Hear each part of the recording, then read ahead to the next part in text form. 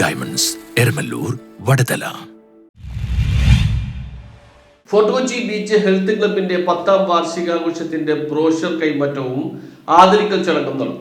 Fort Kochi beach health ക്ലബിന്റെ 10ാം വാർഷികാഘോഷത്തിന്റെ ഭാഗമായുള്ള ബ്രോഷർ കൈമാറ്റവും ആദരിക്കൽ ചടങ്ങും നടന്നു. ഫെബ്രുവരി 26-നാണ് ബീച്ച് ഹെൽത്ത് ക്ലബിന്റെ 10ാം വാർഷികാഘോഷം നടക്കുന്നത്. ബ്രോഷർ പ്രകാശനം നേരത്തെ ടൂറിസം മന്ത്രി മുഹമ്മദ് റിയാസ് നിർവഹിച്ചിരുന്നു. ബ്രോഷർ കൈമാറ്റ ചടങ്ങ് പ്രസ് ക്ലബ് സെക്രട്ടറി KB സലാം കൗൺസിലർ PM ഇസ്മുദ്ദീനെ കൈമാറിക്കൊണ്ട് നിർവഹിച്ചു. നമുക്കറിയാം, സാധാരണ രീതിയിൽ എന്തെങ്കിലുമൊക്കെ തുടങ്ങി ഏകദേശം ഒരു വർഷത്തിനുള്ളിൽ തന്നെ എല്ലാം അവസാനിപ്പിച്ചു പോകുന്ന ഒരു സാഹചര്യം.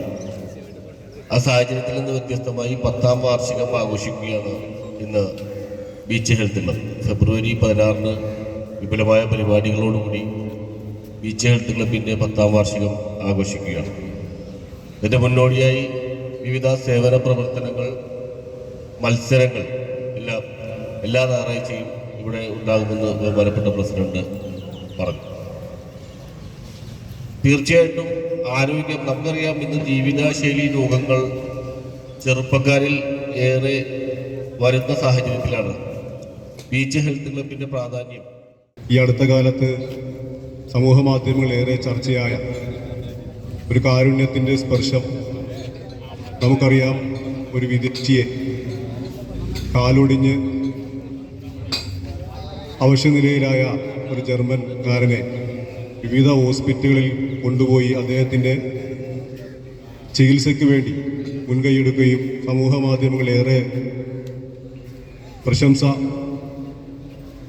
ചൊരിഞ്ഞതുമായ ഒരു സംഭവമായിരുന്നു സി ഫസലുദ്ദീൻ നടത്തിയത്.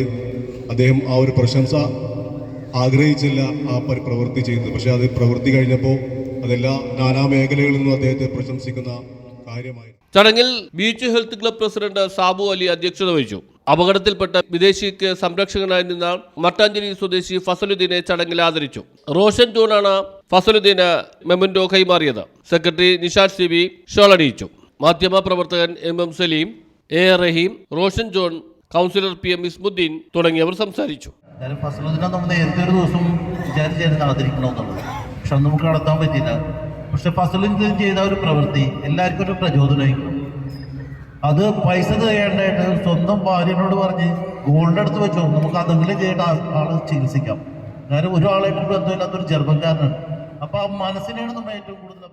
ഫെബ്രുവരി 16 വരെയുള്ള എല്ലാ ഞായറാഴ്ചകളിലും നമ്മൾ പരിപാടികൾ പ്ലാൻ ചെയ്തിട്ടുണ്ട്. അതിൻ്റെ ഭാഗമായിട്ടിന്ന് ശരിക്കും ബ്രോഷർ പ്രകാശനമാണ് നമ്മളിവിടെ പ്ലാൻ ചെയ്തിരുന്നെങ്കിലും നമ്മുടെ ടൂറിസം മിനിസ്റ്ററെ ഇന്നലെ കാണാൻ കഴിഞ്ഞിരുന്നു. അദ്ദേഹത്തെ കാണുകയും MLA ഉണ്ടായിരുന്നു നമ്മുടെ. അദ്ദേഹത്തിനെ നമ്മുടെ മെയിൻ പരിപാടിയിലേക്ക് ക്ഷണിക്കുന്നതിൻ്റെ ഭാഗമായിട്ട് ബ്രോഷർ അദ്ദേഹത്തിന് കൈമാറി ആ ബ്രോഷർ പ്രകാശനം ഇന്നലെ നടത്തി. News bureau, fort Kochi.